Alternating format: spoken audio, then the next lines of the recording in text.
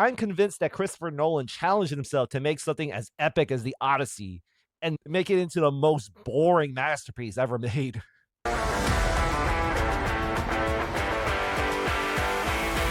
The Odyssey, directed by Christopher Nolan and starring Matt Damon, is out in theaters as of this recording. I finally had a chance to watch this movie, and this was something I've been looking forward to ever since I first heard word about this movie from last year. But even though I knew about the movie, I barely followed any more details other than the fact that Nolan's directing it and it was starring Matt Damon. But as the movie came closer to release date, the big talking point I'm aware of is the casting of the film. And I won't deny the fact that I do have thoughts on the casting, which I will be sharing later in this review. But regardless of my thoughts on the casting, I still wanted to see this movie.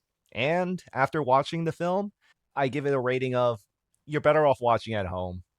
Honestly, the movie's okay. I can't bring myself to say the movie is good, and I definitely won't say it's great. But the movie was good enough to watch, and I'll go more into detail as to why I feel this way in this spoiler filled review. So if you don't want to be spoiled, then go check the movie out. Come back here. But for everyone else, this is my overall thoughts in the film. So the big talking point everyone's having about this film is the casting of Lupita Nyong'o playing the role of Helena Troy, as well as Elliot Page playing Sinon, a Greek warrior from the Trojan War. Now, when it comes to casting, I disagree with because the actors are too different for the roles they're playing, as well as times when I'm accepting of it, regardless of their race or gender. I take on a case by case basis. There were times when the casting bothered me, like the Taskmaster in the Black Widow movie, or Alicia Masters in the 2005 version of Fantastic Four. But there are casting that I had zero issue with, like Nick Fury from the Marvel Cinematic Universe and Domino from Deadpool 2. Another example would be the Ancient One from the Doctor Strange movie. So when it comes to the casting of the Odyssey, honestly, this is one of those cases where their casting isn't an issue for me. They did a good job with the roles they were given. And a lot of the issues I have with this film has nothing to do with the casting. The biggest issue I have with this film is that it's boring, which is weird for me to say because it has all these incredible things like it's based on a Greek mythology of Odysseus, showing his experience in the Trojan War that took place in the city of Troy. Then he travels back to Ithaca, and along the way, he encounters monsters and otherworldly elements, which include the Greek gods. And regardless of everything I just said, it's still a really boring and confusing film.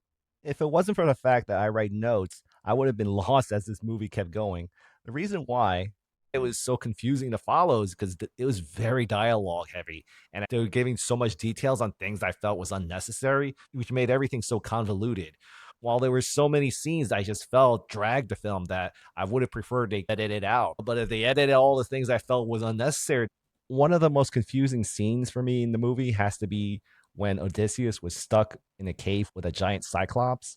The reason why it was so confusing was how selective the movie was when the cyclops interacts with Odysseus and his soldiers, because there are times when the cyclops would eat them, but then there are times he would just completely ignore them. The explanation they give is the cyclops saw Odysseus and his men as nothing but ants.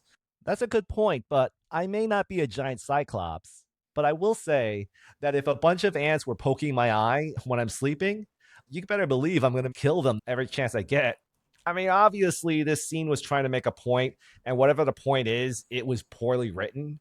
And with this movie being written and directed by Christopher Nolan, I literally feel like this is just Christopher Nolan saying to me, hey, I got an idea for the Cyclops scene, and I want to make it a very deep, complex scene of man versus nature and stuff.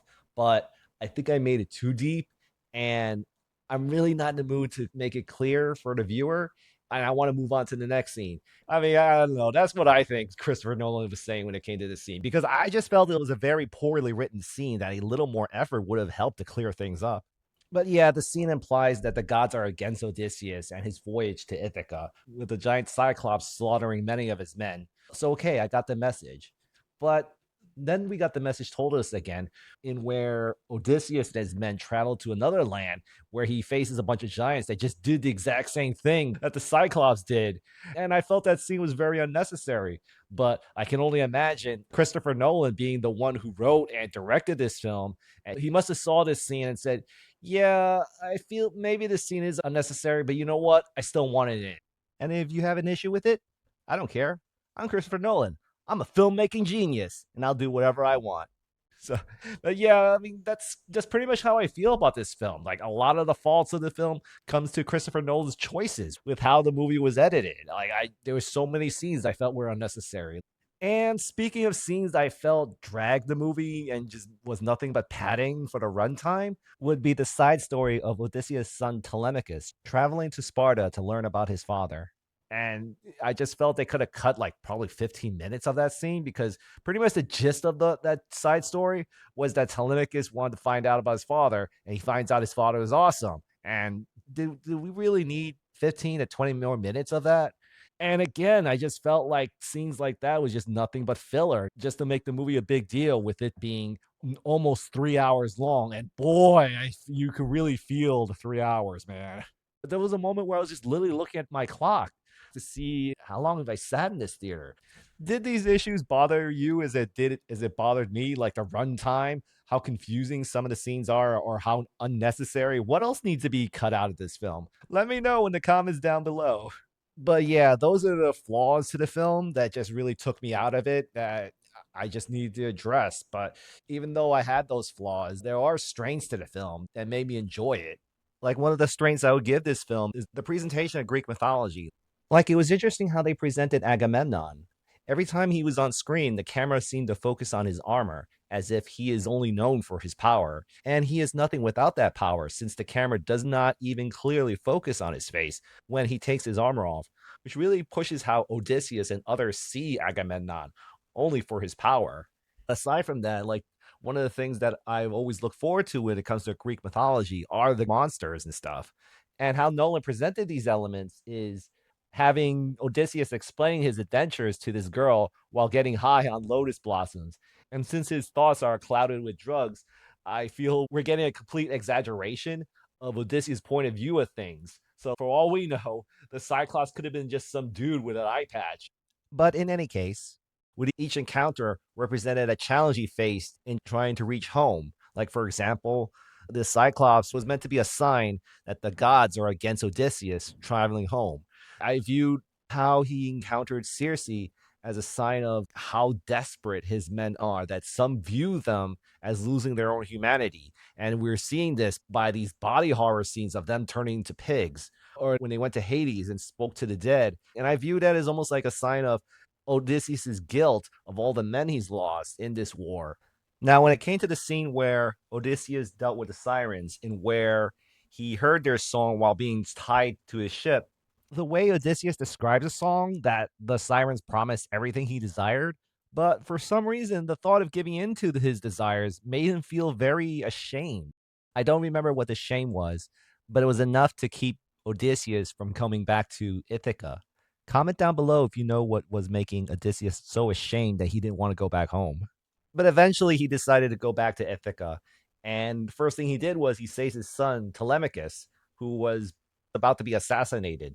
Then, after that, he makes a plan to clean his house of all these party crashers who want to sleep with his wife to become the new king of Ithaca. Now, those are a lot of the strengths I had with this film. And regardless of all the flaws I have with it, which I feel are a lot, and ultimately, I like the film. I won't go as far as say I love it.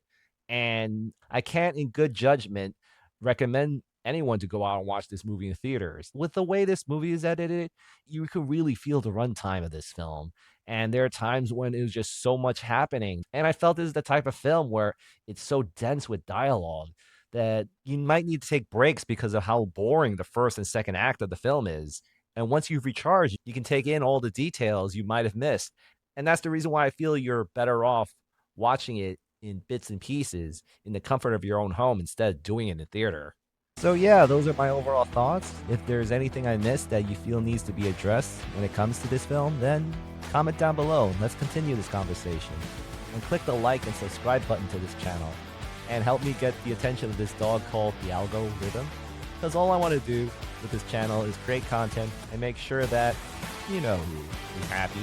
But in any case, take care, and I'll see you in the next video.